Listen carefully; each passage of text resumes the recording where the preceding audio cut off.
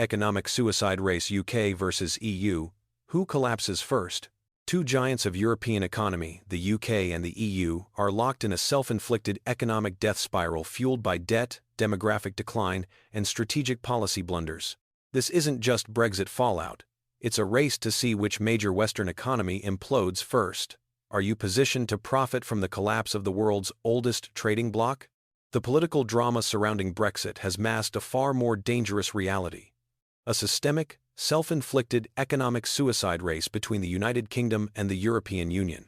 Both entities are grappling with structural headwinds that threaten their long-term financial viability, creating a high-stakes, zero-sum game for global capital. While the UK is struggling with post-Brexit trade friction and an unprecedented productivity crisis, the EU is facing a lethal combination of German industrial atrophy, crippling energy costs, and the internal strains of the Eurozone debt structure.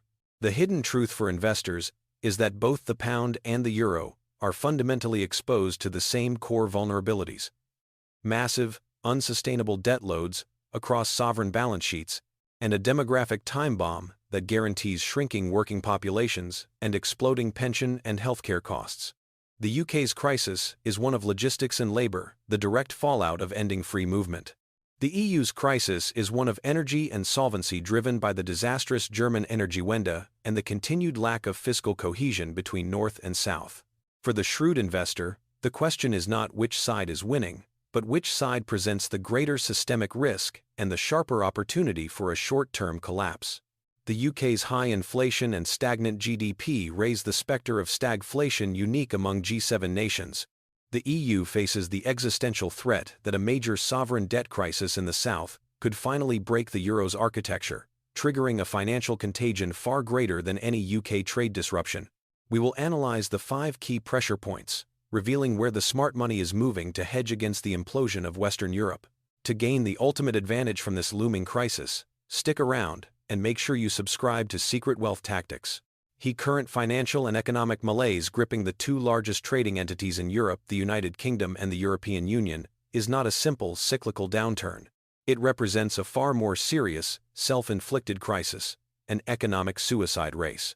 Driven by compounding strategic policy blunders, a shared demographic time bomb, and structural financial inconsistencies, both the UK and the EU are struggling under existential pressures that threaten the long-term viability of their economic models.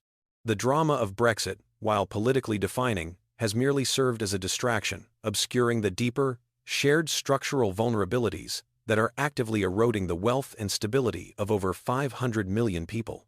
The premise of this analysis is that both entities are currently engaged in a zero-sum competition for global capital, investment, and talent, with their respective currencies, the pound sterling and the euro, acting as barometers of systemic failure. The question is not if the financial foundations will crack, but where the fissure will occur first and which collapse will yield the most systemic, catastrophic impact on the global financial system. The most critical and non-negotiable structural vulnerability shared by both the UK and the EU is the looming demographic time bomb. This is a slow-motion catastrophe that fundamentally undermines all assumptions about future tax revenue, productivity growth, and fiscal solvency.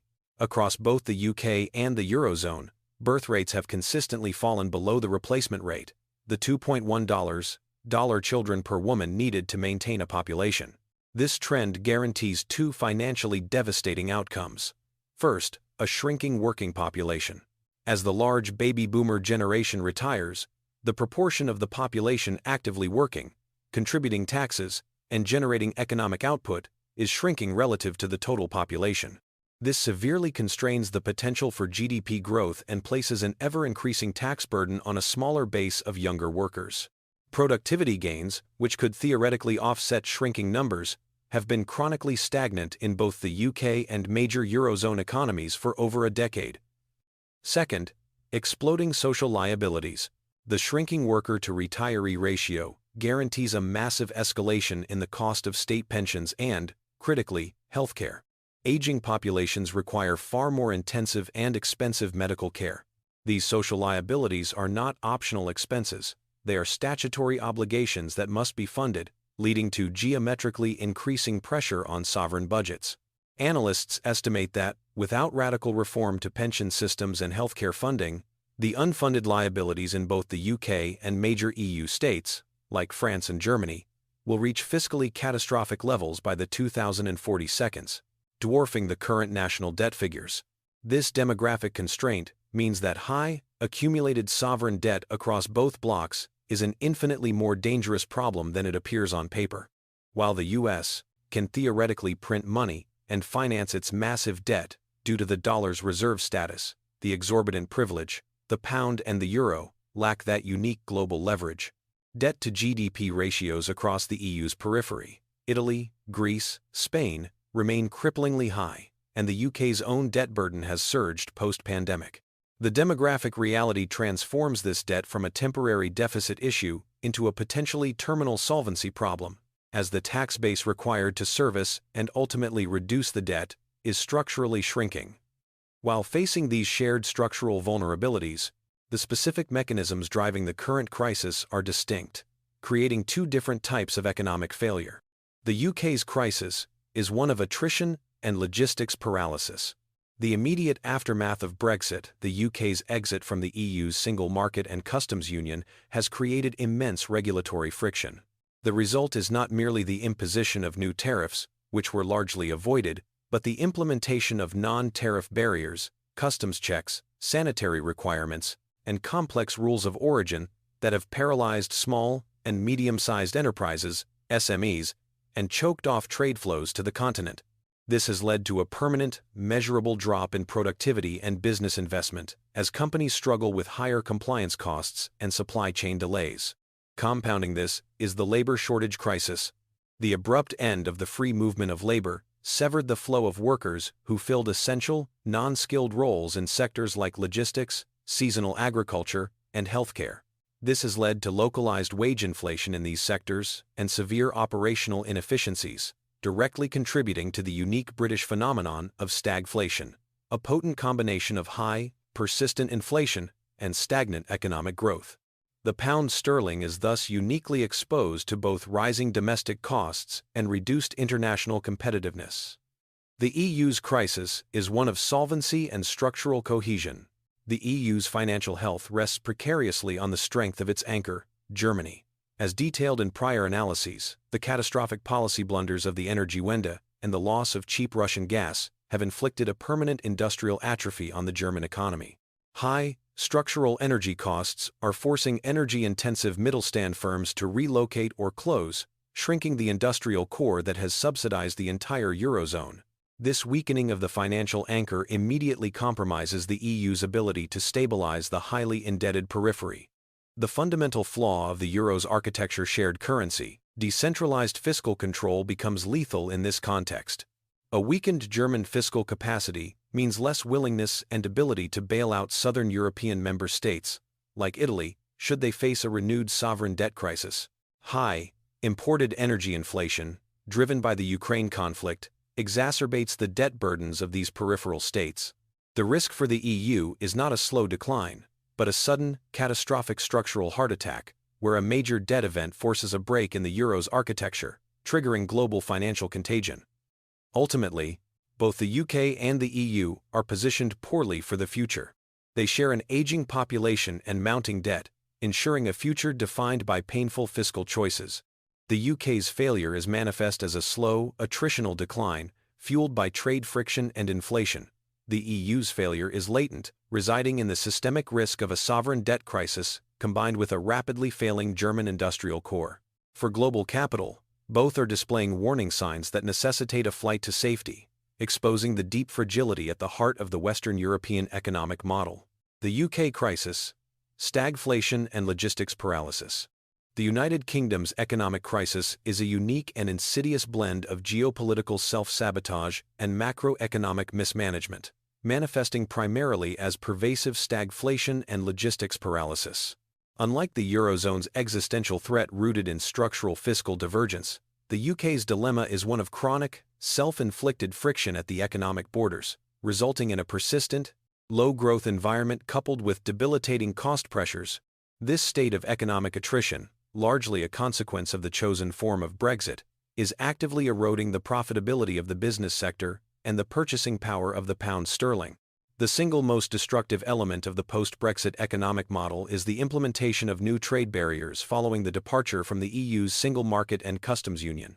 The primary cost is not derived from tariffs, which were largely avoided in the trade agreement, but from the creation of massive non-tariff barriers, NTBs, regulatory divergence, and complex administrative requirements. This has led to a condition of logistics paralysis.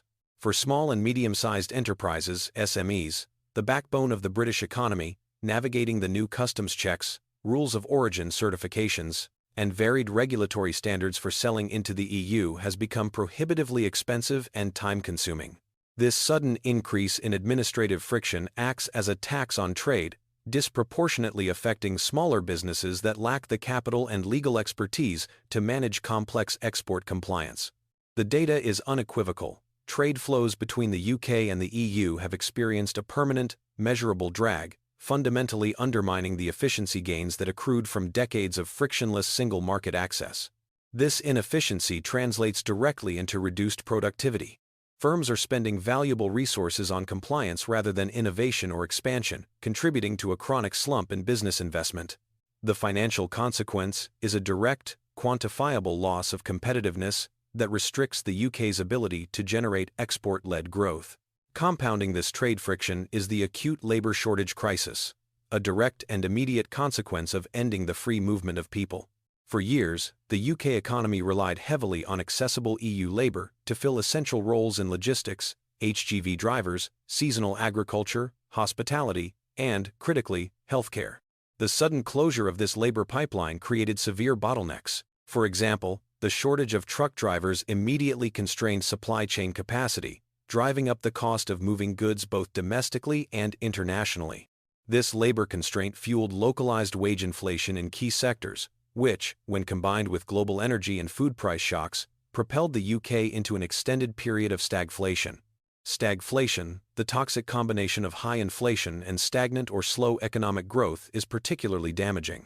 The Bank of England has been forced into a tight corner, raising interest rates aggressively to combat inflation risks choking off the already weak growth, while failing to raise rates means inflation will destroy the purchasing power of the pound and destabilize the financial markets.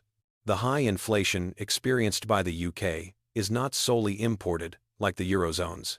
It has a significant, sticky, domestic component rooted in the tight labor market conditions caused by immigration policy changes.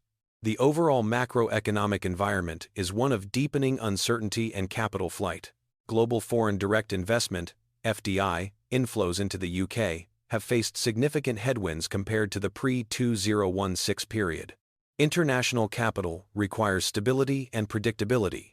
The UK, post-Brexit, has offered volatility, political turnover, and constant regulatory flux. Investors are wary of committing long-term capital to a nation still negotiating its trade model and facing chronic productivity challenges.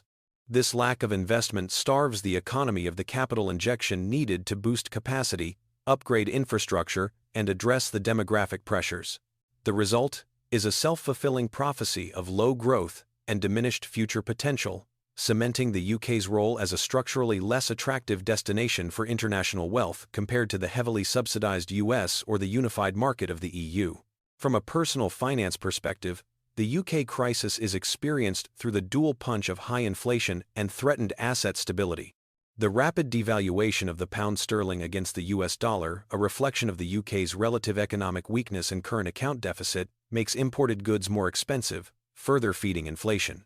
Crucially, the reliance on variable rate mortgages, tied closely to the Bank of England's efforts to control inflation, has placed immense strain on the housing market, a pillar of UK personal wealth.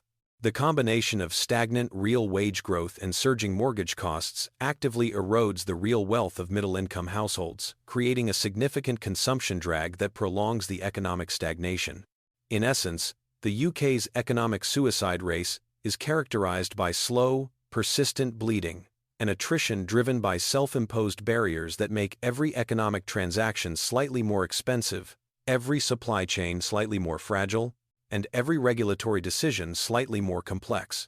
This steady decay contrasts sharply with the potential for a sudden structural break that haunts the Eurozone, but it guarantees a painful, drawn-out period of relative decline against its major global rivals.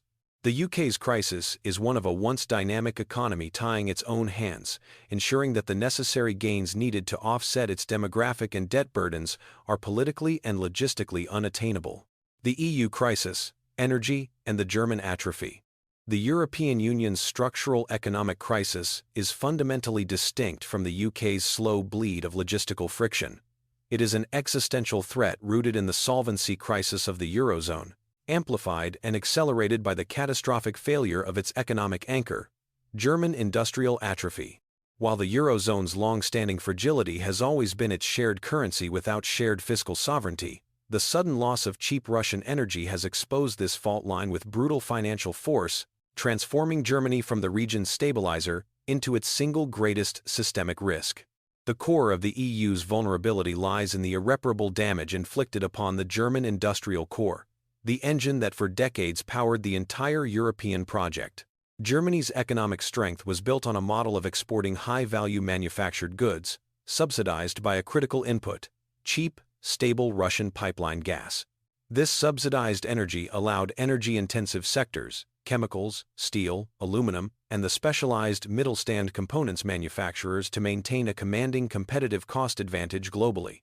The disastrous sequencing of the Energiewende, eliminating reliable nuclear power before securing adequate energy storage, and betting the industrial future on Russian gas, turned this advantage into a fatal liability. When Russia weaponized its energy supply in 2022, the financial shock was immediate and permanent. German industrial energy costs skyrocketed, placing its manufacturing sector at a chronic, structural cost disadvantage compared to its rivals in the United States, benefiting from cheap shale gas, and the IRA and China. The result is German industrial atrophy. Energy-intensive firms are not just cutting production, they are permanently relocating capital expenditure and production capacity outside of Germany. Giants like BASF are committing billions to new sites in the US and Asia. This exodus is not cyclical, it is a structural, irreversible decline in the industrial base, leading to job losses and a severe erosion of corporate profitability. The implications of this atrophy for the wider EU are devastating. Germany's industrial strength was the ultimate guarantor of the Eurozone's stability. It provided the massive export surplus, the deep capital markets, and the fiscal capacity necessary to fund stabilization mechanisms and absorb the shocks from peripheral debt crises, like Greece's. A financially weakened, deindustrializing Germany is a Germany whose fiscal capacity to act as the Eurozone's guarantor is severely compromised. This undermines the foundational safety net for the entire single currency. This leads directly to the core existential threat, the solvency crisis of the southern periphery.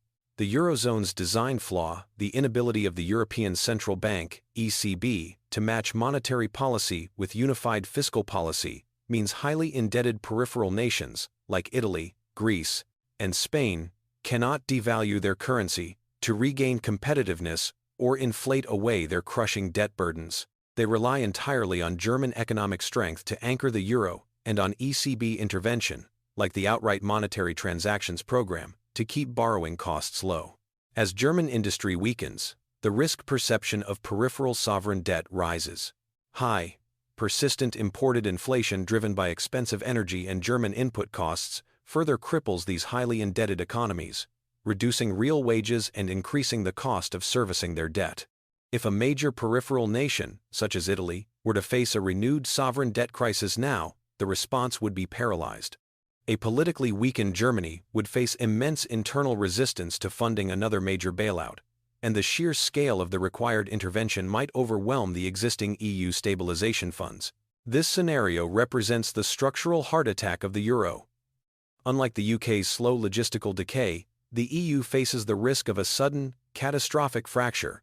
A sovereign default or a political decision by a member state to exit the euro would trigger an unprecedented financial contagion across the continent, instantly destabilizing banks, collapsing cross-border credit flows, and threatening the very existence of the currency itself.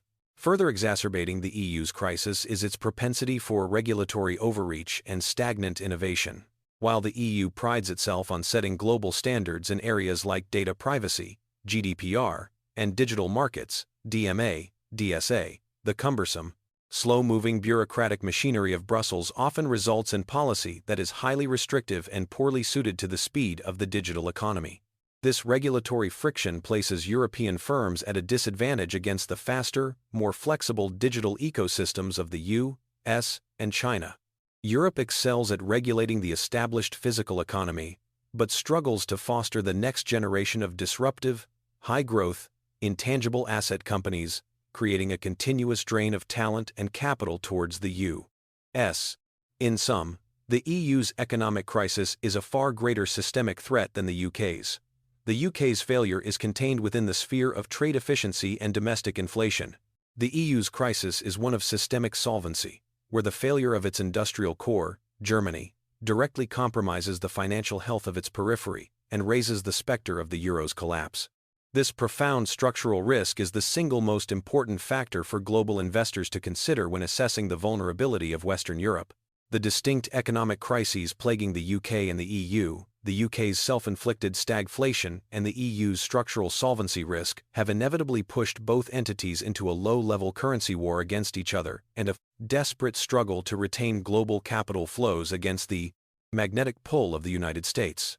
The pound sterling and the euro are no longer viewed as stable, predictable reserve assets. They are now volatile proxies for deeper systemic financial vulnerabilities, creating a high-stakes, zero-sum environment for international investment. The currency war is not fought with overt devaluation, but through the market's continuous repricing of risk and competence. Both the pound GBP and the euro EUR suffer from fundamental structural weaknesses that continuously expose them to depreciation against the US dollar, USD, which benefits from its reserve status and America's temporary energy independence. The pound sterling is the smaller, more volatile target. Its weakness stems directly from the UK's trade model and fiscal instability. The chronic post-Brexit trade friction has led to a persistent current account deficit. The UK consumes more than it produces in exports, which must be financed by foreign capital inflows. When global capital senses uncertainty, due to political instability, high inflation, or low growth, these capital flows dry up or reverse, forcing the pound's value down to attract the necessary financing. The Bank of England's aggressive rate hiking cycle, designed to combat stagflation, has provided only temporary support, as the market ultimately prices in the long-term damage caused by the logistics paralysis and the labor shortage crisis. The pound's vulnerability is primarily one of liquidity and political risk. The euro, conversely, is exposed to the risk of systemic solvency. The euro benefits from its scale. It is the second largest reserve currency and the centralizing power of the European Central Bank, ECB. However, its fundamental flaw is the political and fiscal fragmentation of the Eurozone. While the ECB can use tools to stabilize sovereign bond spreads, preventing a peripheral debt crisis from immediately collapsing the euro, it cannot fix the underlying problem of German industrial atrophy or Italian sovereign debt. A sudden, catastrophic event, such as a major political crisis in Rome or an overwhelming energy shock, could trigger a crisis of confidence in the euro's architecture itself, leading to a much sharper and more dangerous systemic collapse than any localized fall in the pound. The euro's stability is protected by its immense size, but its fragility is rooted in its governance structure. The combined vulnerability of both currencies is accelerating a significant global capital hemorrhage from Western Europe. Global foreign direct investment, FDI, and financial capital are fleeing the regulatory uncertainty, high energy costs, and deepening debt burdens of both the UK and the EU, migrating primarily towards the United States. This massive capital migration is directly enabled by the U.S. investment magnet, particularly the Inflation Reduction Act, IRA, and the CHIPS and Science Act. The U.S. has weaponized subsidies, offering massive tax credits and financial incentives to companies investing in green technology, electric vehicles, and semiconductors, all sectors critical to the future of the German and UK manufacturing base. This is coupled with the U.S. decisive energy advantage, offering cheap, abundant, and stable domestic natural gas and electricity. For international capital and multinational corporations, the financial calculus is overwhelming. Why invest in the EU, facing energy costs 2 to 3 times higher than the US, regulatory friction, and the systemic risk of the Eurozone, when the US offers cheap energy plus enormous, long-term government subsidies? The result is a de-industrialization of Europe driven by capital flight, starving both the UK and the EU of the essential investment needed for R&D, capacity expansion, and high-value job creation. This capital exodus is a self-accelerating feedback loop that guarantees a prolonged period of low growth and relative decline for both European blocs. This structural vulnerability in both the pound and the euro means that they are passively losing the currency war against the USD, whose status is ironically strengthened by global instability. As geopolitical tensions rise, Russia, Ukraine, China, Taiwan, global capital seeks the ultimate safe haven, which, despite the U.S. massive debt, remains the deep, liquid, and stable U.S. Treasury market. The ultimate tragedy of this currency war is that both the UK and the EU are locked into a self-destructive dynamic. Any attempt by the Bank of England or the ECB to significantly weaken their currency to boost exports risks, triggering catastrophic inflation, given their import dependencies. Any attempt to significantly tighten monetary policy to strengthen the currency risks, choking off the already stagnant economic growth, leading to deeper recessions. The financial playbook is paralyzed, leaving both the pound and the euro exposed to the mercies of global capital flows and the structural failures within their respective economic models. The flight of capital confirms the market's verdict. The financial future lies elsewhere. We have meticulously dissected the anatomy of the economic suicide race consuming Western Europe, revealing that both the UK and the EU are struggling under existential, self-inflicted wounds that threaten the stability of their currencies and the viability of their economic models. The UK is suffering a slow, painful attrition driven by post-Brexit logistics paralysis, labor shortages, and chronic stagflation, eroding the pound sterling and the purchasing power of its citizens. The EU, meanwhile, faces the infinitely more dangerous systemic risk of structural collapse, a sudden, catastrophic event triggered by the combination of German industrial atrophy due to crippling energy costs and the latent, overwhelming solvency crisis of the highly indebted Eurozone periphery. The essential takeaway for every investor, entrepreneur, and financially conscious individual is clear. The risk profile of investing in Western Europe has fundamentally and irrevocably changed. The core strengths that once defined these blocs, German industrial reliability and the UK's financial services hub, are dissolving, accelerated by strategic policy blunders and the powerful magnetic pull of the subsidized, energy-independent United States. You must recognize that the euro and the pound are no longer markers of stable wealth. They are volatile proxies for systemic political and financial instability. The critical decision is not which major European economy will survive, but when the structural fracture occurs and where your capital is positioned when it does. The market is already casting its vote. Global capital is fleeing the uncertainty, the high regulatory friction, and the unsustainable debt burdens of both the UK and the EU, resulting in a continuous capital hemorrhage that starves these regions of the investment needed for future growth. This systemic financial weakness translates directly into actionable strategies for those positioned for resilience. Hedge against European currency erosion. Maintain a strong bias towards the